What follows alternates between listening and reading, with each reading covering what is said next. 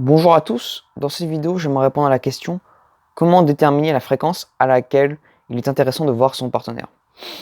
Dans les relations à distance, ce que veulent les deux membres de la relation à distance en général, c'est briser cette distance au maximum. Alors, il y a des cas où déterminer la fréquence de se voir dans les relations à distance est évident. Par exemple, si vous habitez dans deux villes différentes et que vous habitez à 2 heures l'un de l'autre, il est tout à fait logique de vous voir les week-ends. L'un vient le week-end, l'autre vient l'autre week-end, ou si on ne peut pas, un week-end sur deux, donc 2 fois par mois. Et je pense que c'est une tout à fait bonne et intéressante manière de se voir quand on est dans ce cas de relation à distance.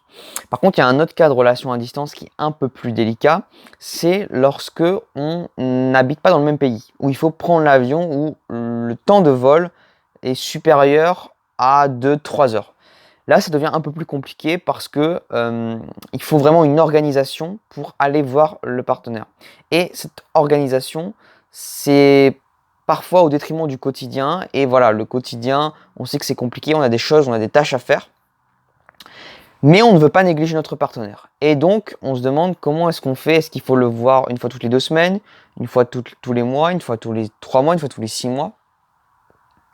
Est-ce que je dois mettre de côté mes projets professionnels en même temps? Est-ce que je dois sacrifier mes week-ends, sacrifier ma fatigue et aller le voir comme mon partenaire? L'idée est la suivante, c'est que il faut faire en sorte de ne pas dépasser 3-4 mois sans vous voir.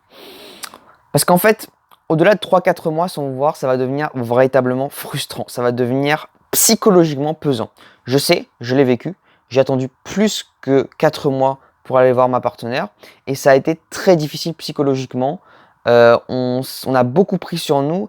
Et c'est un effort qui peut être même euh, inutile et inopérant et qui peut parfois briser des couples. Donc l'idée, c'est vraiment de se voir suffisamment régulièrement. Une fois par mois, une fois tous les 2 mois. L'idéal, c'est peut-être, voilà, une fois par mois, un va le voir et une fois par mois, l'autre va le voir. Et je pense que ça peut être une bonne manière d'avoir des contacts. Évidemment, si vous pouvez vous voir plus souvent, faites-le, mais privilégiez une certaine régularité. Ne venez pas, par exemple, 3 fois de suite, 3 semaines de suite, puis pendant 3 mois, vous ne venez pas. Ça ne sera pas tout à fait logique et il y aura des tensions, des questions qui vont se poser. Essayez de privilégier quelque chose de régulier sur le long terme.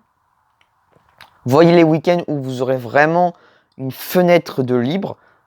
Prévoyez à l'avance vos voyages et ainsi vous pouvez vous réunir avec votre partenaire. Voilà. Euh, Si vous avez des questions, n'hésitez pas à les poser dans les commentaires. J'y répondrai avec plaisir.